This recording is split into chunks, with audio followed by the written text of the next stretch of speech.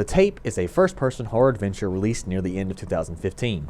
It kind of went under the radar due to mixed reviews, and that's all you really heard about it. I can see why some people would immediately write the game off as trash when you start it up. It's made in Unity, so that's the first strike against it. And the moment you're in control of the character, you'll notice that the screen is covered in a weird, old-school camera filter to make it look like some washed-up VHS tape.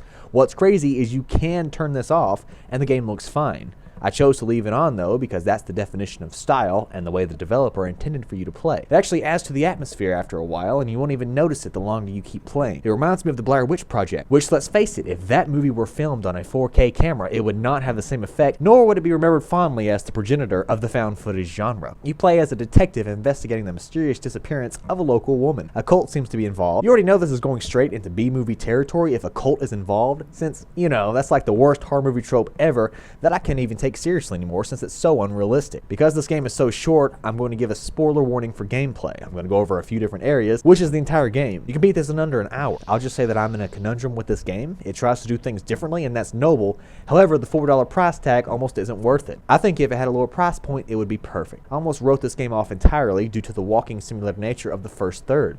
After walking through a short forest, you end up in a creepy house and start exploring in the usual brisk pace these protagonists seem to walk at. I was getting ready to write a scathing review and seriously start contemplating what I'm doing with my life, since the only horror titles I can find are either walking simulators or pixelated horror ROMs. However, there is something that separates this game from Colette, Dear Esther, and Layers of Fear. You can die. There's actual consequences for fucking up, which you discover deep below the house in the dungeons. It turns into a stealth game, which is fine. I was excited because that's actual gameplay. This separates it from a terrible walking experience to a real, genuine video game. Even though the stealth section is nothing to write home about, the developer gets a pass. After that, it's on to a maze-like section where you're slowly being stalked by the missing girl.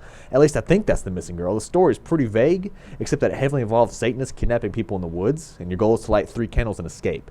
Again, this is actual gameplay, not a set of linear hallways with a story payoff showing a sense of progress. The last section is kind of shocking. You're running from light to light as the demon head chases you and extinguishes the safety of your lights.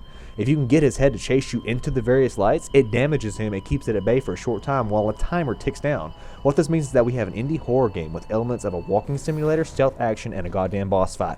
Holy shit, this is how it's done. This is how you keep a player involved to see the rest of your game. Keep it interesting, keep it fresh. Once that's over, you crawl out of a grave and make a choice. You can either escape the cult or continue deeper in the woods for more answers. Since you know everyone always says they do things differently in real life, it's human nature to want to know though. I chose to seek these answers about what's going on than to give up and leave, which cost me and my protagonist.